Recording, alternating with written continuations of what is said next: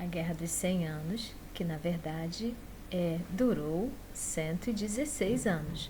Se vocês fizerem as contas aqui, ó, de 1337 a 1453, 116. Então, a Guerra dos 100 Anos, a gente pode dizer que começou na Idade Média e terminou já praticamente na Idade Moderna, né?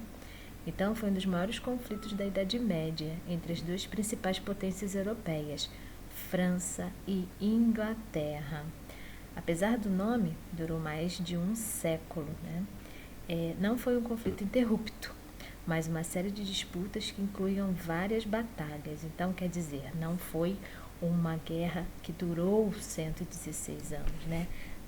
Nesse período aí, no meio do período, haverá a peste negra, haverá outros reis no trono. Então, houve aí várias batalhas entre França e Inglaterra que vai durar isso tudo. Mas por quê?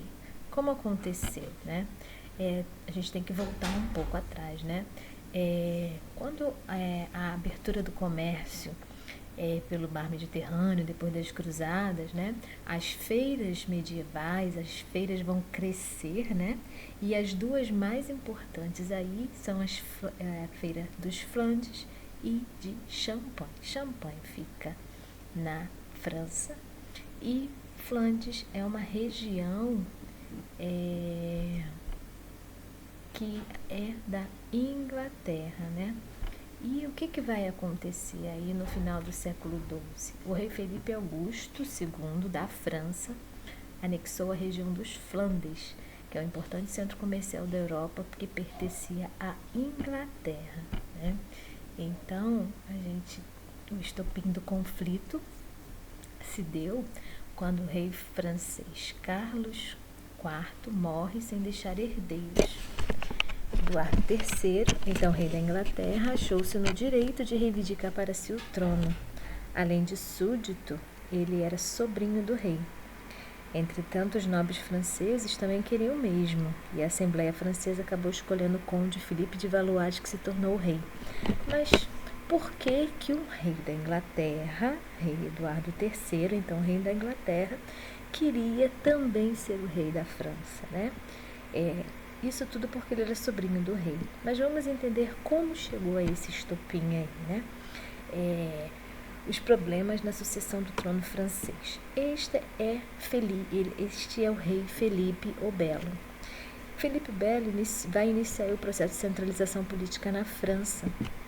Após sua morte, seus 3 filhos assumiram o trono, cada um no seu tempo, né? Quando ele morreu, Luís X assumiu o trono, Luís X morreu, foi o Felipe V. Felipe V morreu, Carlos IV. Carlos IV não deixou herdeiros, fato que deu origem a uma crise de sucessão do trono. E é aí que o Eduardo III da Inglaterra entra, né? Porque ele é sobrinho de Carlos IV. Ele é filho da sua irmã Isabel, que era casada com o rei Eduardo II da Inglaterra. Então, no passado, havia aquela ideia da mulher sempre ser prometida para um outro homem que se tornaria rei de algum lugar, né? E foi o caso da irmã deles, né? Ela foi prometida ao rei da Inglaterra, eles tiveram um filho, e esse filho, ele tem direito ao trono. Opção 2, Felipe de Valois, que é o tio de Carlos V, na verdade, irmão de Felipe o Belo. E aí, o que vocês acham? O trono francês teria que ficar com Eduardo III ou com Felipe de Valois? Com o sobrinho ou com o tio? Já que não tem um herdeiro direto, né? Mas na França tinha uma lei chamada Lei Sálica. Os herdeiros do trono francês teriam que ser por linhagem masculina. O que isso quer dizer? Que a Isabel, que era irmã desses reis, né, que não deixaram herdeiros, o filho dela não poderia ser rei segundo essa lei francesa, porque é de uma linhagem feminina. Então, a opção 1 não seria por linhagem masculina. Sendo assim, Eduardo III não era legítimo, segundo os franceses. Então, a nobreza francesa recebe Felipe de Valois como rei da França, porque ele é o irmão de Felipe o Belo. O rei Eduardo III da Inglaterra invade os Flandes e inicia a guerra.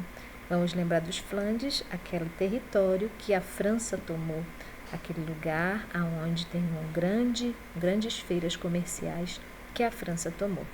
Então, começa a guerra. Aqui, para quem não entendeu, a gente tem aqui o rei Felipe III da França, né, que teve 2 filhos, o Carlos, que é o conde de Valois, e o Felipe IV o Belo. Felipe IV teve 3 filhos, homens, mais a Isabel. A Isabel casou com o rei da Inglaterra e tem aqui o Eduardo III da Inglaterra, que pretendente ao trono francês, né? E do lado de cá tem o Felipe IV de Valois, que também é pretendente ao trono francês, né? Então, a França tinha uma população quase 4 vezes maior que a da Inglaterra e também era mais rica, mas não se encontrava tão unida, organizada enquanto nação.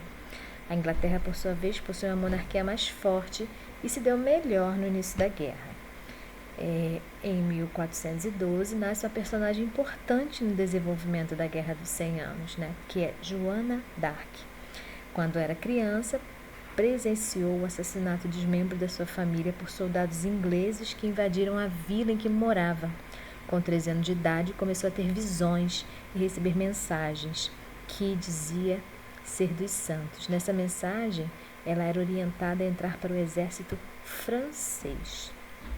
Aí, com a França em perigo, Joana d'Arc organizaram um exército completamente diferente dos exércitos feudais. Guerra era assunto para nobres e homens em geral. Seu exército era liderado por uma mulher camponesa. E aí, os exércitos feudais lutavam por seu senhor e seu feudo. O de Joana d'Arc era um exército nacional que lutava pela França e por seus reis e pelo seu rei. Os franceses agora sentiam-se integrantes de um país. A ideia de nação estava lançada. Só que em 1430, durante uma batalha em Paris, ela foi ferida, capturada e vendida para os ingleses. Foi acusada de praticar feitiçarias em função de suas visões e condenada à morte na fogueira. Foi queimada viva no ano de 1431. Ela é uma figura importante nessa guerra e ela que vai aí colocar semente do sentimento nacionalista francês, né? Então, por volta de 1420, o novo rei inglês, né, Henrique V, decidiu aproveitar a crise entre o monarca francês e alguns nobres para reivindicar novamente o trono francês, dando início a mais um período turbulento. Essa fase no final do conflito, porém, foi favorável aos franceses. Então, o novo rei, Charles VII, com os exércitos mais organizados, expulsaram os ingleses da região francesa, né? Então, na Guerra dos 100 Anos, quem ganha a guerra é a França. Quais as consequências da guerra, né? Foi a última guerra feudal e também a primeira da Idade Moderna. Ela foi dirigida por membros da aristocracia feudal no início do conflito e terminou com uma disputa entre estados, já que tinham exércitos nacionais. Por isso foi um grande marco no desenvolvimento europeu, principalmente na França, da ideia de nação, que unificou o país antes dividido em territórios controlados por nobres. Então, a pólvora foi pela primeira vez utilizada como arma em combate na Europa, na Guerra dos 100 Anos, né, pelas tropas inglesas. Joana d'Arc, heroína francesa no conflito, quase 5 séculos após a sua execução na fogueira por suposta prática de feitiçaria, foi canonizada pela Igreja Católica em 1920 como a Santa Joana d'Arc. Apesar do nome, a Guerra dos 100 Anos durou exatos 116 anos. Né? E qual a opinião de vocês, né? O que vocês acham? Qual dos dois teria que realmente ter direito ao trono? O sobrinho ou o filho ou o irmão? O sobrinho do rei ou o tio do rei, né? Que faleceu. Isso é uma questão interessante. Por causa dessas disputas de sucessão, foi travada aí uma batalha por mais de 100 anos e essas duas nações ficaram rivais durante um longo período da história. Então é isso. Isso é a Guerra dos 100 Anos.